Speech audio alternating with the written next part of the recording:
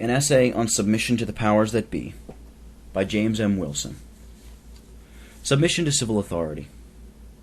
Does the law of God require of Christians a conscientious submission to all existing governments, or are we at liberty and required to make preliminary inquiries respecting the moral character of a government previously to our yielding such a submission to its commands? We do not now speak of active support, as by oaths of allegiance, or by taking part in the administration. Our inquiry relates to submission, nor do we discuss the propriety of obeying laws that contravene God's law. On this point the Christian has explicit and unmistakable direction. He is to obey God rather than man. Nor do we treat of a forced conformity to civil regulations and enactments in themselves not lawful. This is certainly allowable. It is submission for wrath's sake. Romans 13, verse 5. We are considering something different from any of these. That is, whether it is a Christian duty to acknowledge conscientiously and as God's ordinance any existing government, whatever its moral character. To this we will attempt to furnish an answer in the course of the examination of the following passage. It will be found in 1 Peter 2, verses 13 through 16, quote, "Submit yourself to every ordinance of man for the Lord's sake, whether it be to the king as supreme, or unto governors, as unto them that are sent by him for the punishment of evildoers, and for the praise of them that do well. For so is the will of God, that with well-doing ye may put to silence the ignorance of foolish men, as free, and not using your liberty for a cloak of maliciousness, but as the servants of God." Unquote. On this we remark, first, that the terms employed here denote civil authorities, whatever the titles of their magistrates, higher and subordinate. From the use in this passage and elsewhere in Scripture, the title king to denote civil powers, we are not to infer, as some have done, that the Scriptures sanction, much less enjoin, monarchical government as alone agreeable to God's ordinance of magistracy. And first, if monarchs alone are meant here, inferior magistrates must be called governors, for so they are styled in the text. Number 2, the magistrates of ancient Israel were called in different periods by different names, and the government itself was far from having always the same form. For 400 years after the settlement in the land of Canaan, they had no regular and unbroken succession of chief magistrates. Such as they had, and their administrations embraced, the largest part of the 400 years, they were styled shoftim, or judges. The highest authorities in the various tribes were even less distinctly designated.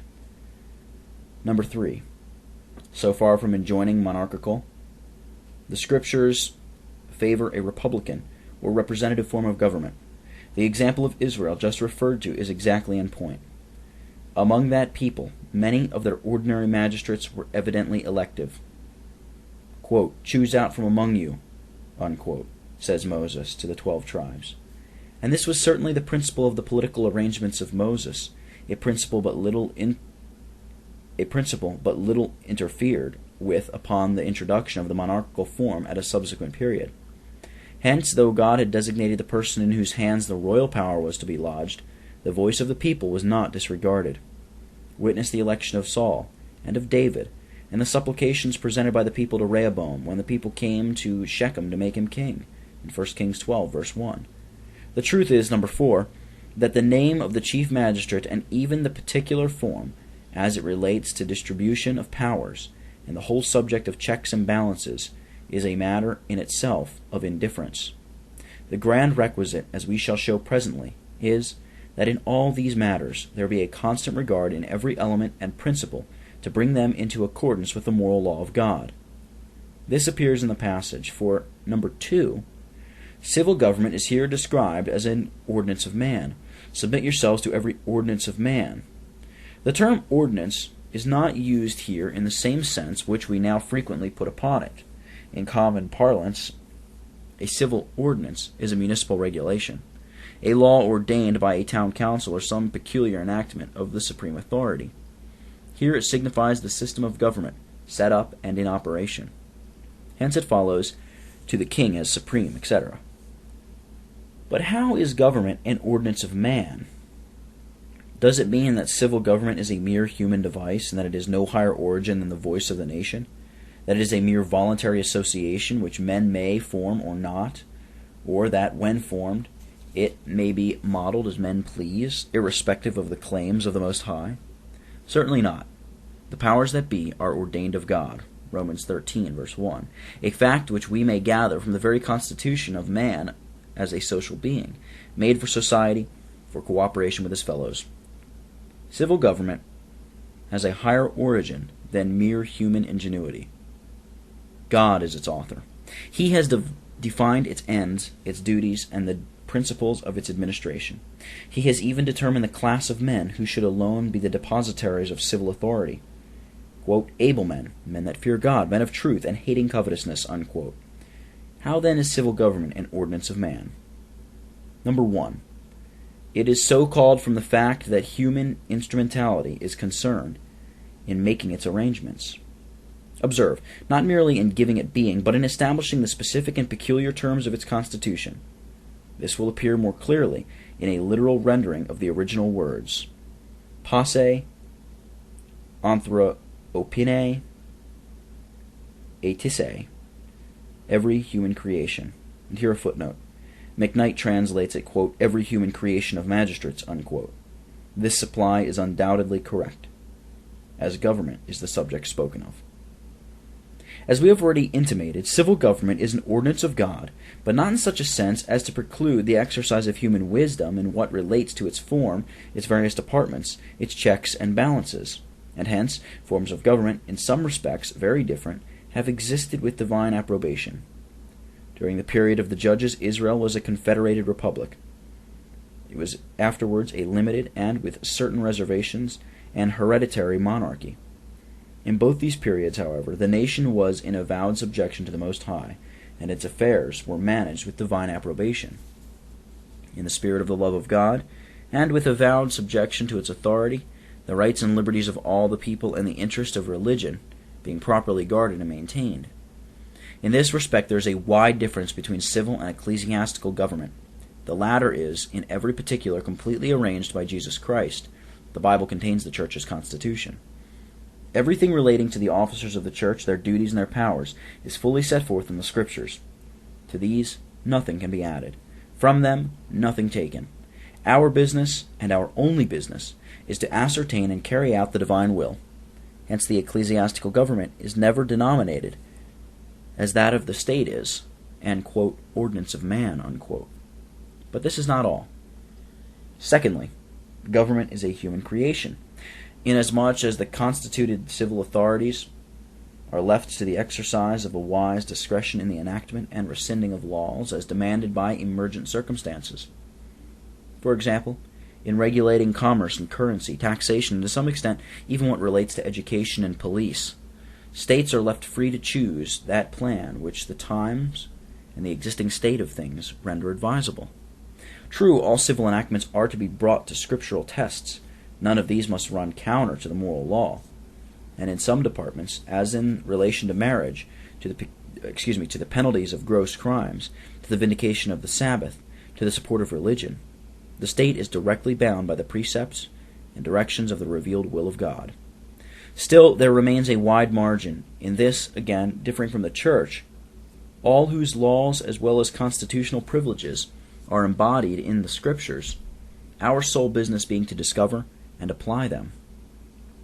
Hence, in perfect consistency with the principle that civil government is an ordinance of God, it is here styled an ordinance of man. And we add that in this title we find no indistinct intimation that the lawful civil authority is not, cannot be, founded in the sword, nor in any absolute scheme of hereditary descent, nor in anything else which stifles the popular will. Number 3. This passage describes and requires submission to a righteous civil government, and, firstly, the magistrates here spoken of are sent of God, as unto them that are sent by him. And here a footnote. We take for granted that the person sending is here not the king, but the Lord, Romans 13. A parallel passage confirms this. But what means this term? Are we to apply it to any existing government? Are we to suppose that, irrespective of the origin of their power or its nature, or the spirit in which it is exercised, all civil rulers that happen to occupy the seat of power are to be honored with conscientious allegiance? Certainly not, for, number one, there have been civil rulers of whom God declared in the most express terms that he had not sent them. We refer to the kings of the 10 tribes after they became an independent kingdom. Quote, "They have set up kings, but not by me. They have made princes, and I knew it not." Unquote. Hosea 8, verse 4. Can language be more explicit? Quote, "Not by me," unquote. Quote, "They have made princes," unquote. Yet this was an existing government, and still more, and to this we ask particular attention. It was a popular government, having had its origin in a great national revolution, exercised and upheld by the voice of the people. The kings of Israel, in other words, were no usurpers. They swayed no scepter gained by conquest and blood. Yet even of these, God said they were sent up, not by him. He knew it not. The assent of the people they had, but God did not acknowledge or recognize them. Surely it would have been no damnable sin for a fearer of God to withhold from such kings conscientious submission. To such no allegiance would be due for the Lord's sake. Secondly, we have declarations equally explicit in relation to the existing idolatrous, tyrannical authorities of the old world. We refer to the language of prophecy, which denominates them as beastly in their origin and character, and blasphemous in their pretensions, and denounces them as doomed of God. Quote, "I saw," says Daniel in chapter 7, "and behold, the 4 winds of the heavens strove upon the great sea, and 4 great beasts came up from the sea." Unquote. The last of these, the 4th beast, was dreadful and terrible and strong exceedingly. It had great iron teeth. It devoured and brake in pieces and stamped the residue with its feet. And so John in Revelation 13, verse 7, quote, "And I stood upon the sand of the sea, and saw a beast rise up out of the sea, having 7 heads and 10 horns, and upon his heads 10 crowns, and upon his heads the name of blasphemy." All intelligent Protestants apply these symbolic representations to the divided Roman Empire, the existing anti-Christian thrones of Europe. Did God send them? No. For even still more expressly as to their origin, John says, quote, "And the dragon," the devil, "gave him his power and seat and great authority." Unquote. Can anything be clearer?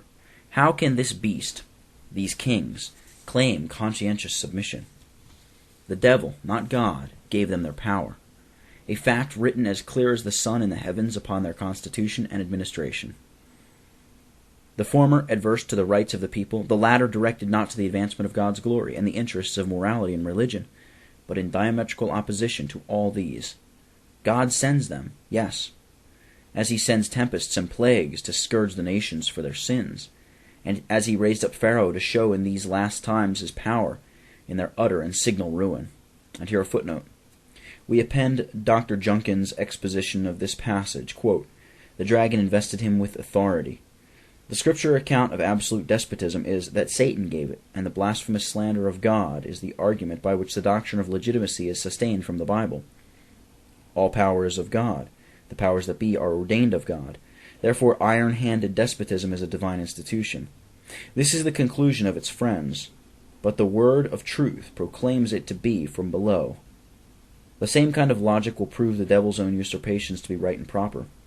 The fallacy here lies in a false assumption. Paul says, quote, "The powers that be," exousein, that is, the civil government, means arbitrary power, might without right. This is the logic by which Diabolus has blasphemed the Creator for a score of centuries. Unquote. Thirdly, it cannot be that God in any such way sends immoral powers, for then the only inquiry would be, does a government exist? Has it the requisite vigor and resources to compel obedience to its decrees? Behind this we could not dare go. Every usurper, every tyrant, every Nero, Caligula, Heliogabalus, or Borgia might justly demand conscientious allegiance as God's minister. Do the advocates of existing powers as God's ordinance admit this? No, they fall back from their own argument. They insist upon some attributes as essential to a right to reign. We live in the age of revolutions. The world will not hear even the enunciation of the doctrine of passive obedience. The nations have risen and are still rising to demand at least some credentials of these pretended vicegerents of the Almighty. But are they not powers? Are they not powers that be? How then, except on our principle, can we go behind this fact and investigate the validity of their commission? We affirm on no other. Who, then, are sent of God? We answer, those who come bearing the law and exhibiting in measure the image of God. Those who, honoring God and seeking to accomplish the ends of his moral ordinance of magistracy, do really sustain the character as they perform the duties of his ministers. To no others are we called upon in God's name and for his sake to yield a conscientious submission. Number 2. The passage expressly defines them as righteous. Verse 14, quote, as unto governors, as unto them that are sent by him for the punishment of evildoers, and for the praise of them that do well, unquote. That this language defines a righteous administration of justice between man and man as an indispensable feature of civil government, without which it would have no validity, no claims upon our allegiance, is scarcely disputable. Few will be even disposed to deny this, at least in this land. For whatever the abettors of a divine right to rule wrong may affirm, it is here universally acknowledged, we go farther, maintained, that tyrants have no claim upon the conscientious submission of their subjects, that instead it is even a duty to throw off the yoke, the very first opportunity. The contrary doctrine would involve the notion, reproachful to the Almighty, that he not merely recognizes the proud and hard-hearted despot, his vicegerent, but obliges the wretched victims of his power to look up to him with reverence as God's minister to him for good.